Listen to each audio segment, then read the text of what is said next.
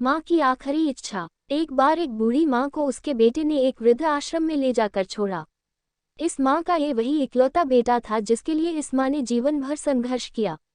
इस बेटे के लिए वो सब कुछ किया जो एक माँ को करना चाहिए या माँ कर सकती है।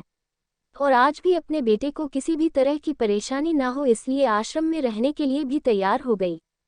वृद्ध आश्रम में रह रही माँ हमेशा अपने बेटे को याद करती मगर बेटा केवल साल में एक बार उसको मिलने जाता या फिर फोन पर बात कर लेता। कई साल बीत गए। वृद्ध आश्रम से बेटे को एक दिन फोन आया। उन्होंने कहा, बेटा जल्दी से आश्रम आके अपनी माँ से मिल लो, वो बहुत सीरियस है। बेटा जब अपनी बीमार माँ के पास पहुंचा तब वह अपनी आखिरी सांसें गिन रही थी।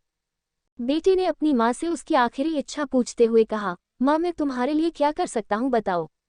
माँ ने कहा, बेटा इस आश्रम में गर्मी और मच्छर बहुत ज्यादा है, यहाँ पर कुछ पंखे लगवा देना।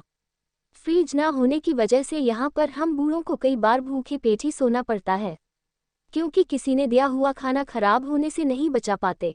तो इस आश्रम के लिए एक दो फ्रिज भी खरीद कर दे देना।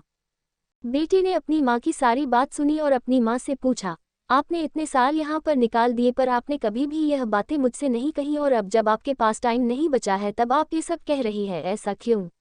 माँ ने बेटे को जवाब देते हुए कहा, बेटा मैंने गर्मी, भूख और पीड़ा सहन कर ली, लेकिन मुझे पता है जब तेरे बच्चे तुझे यहाँ पर छोड़कर जाएंगे तब तू ये सब सहन नहीं कर पाएगा, इसीलिए तेरी सुविधा के लिए मैं तुझे ये सब लगाने के लिए कह रही हूँ।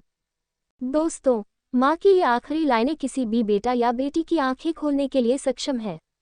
इतिहास हमेशा अपने आप को दोहराता है। अगर आप चाहते हैं कि आपके साथ अच्छा व्यवहार हो तो आपको भी दूसरों के साथ वैसा ही व्यवहार करना पड़ेगा।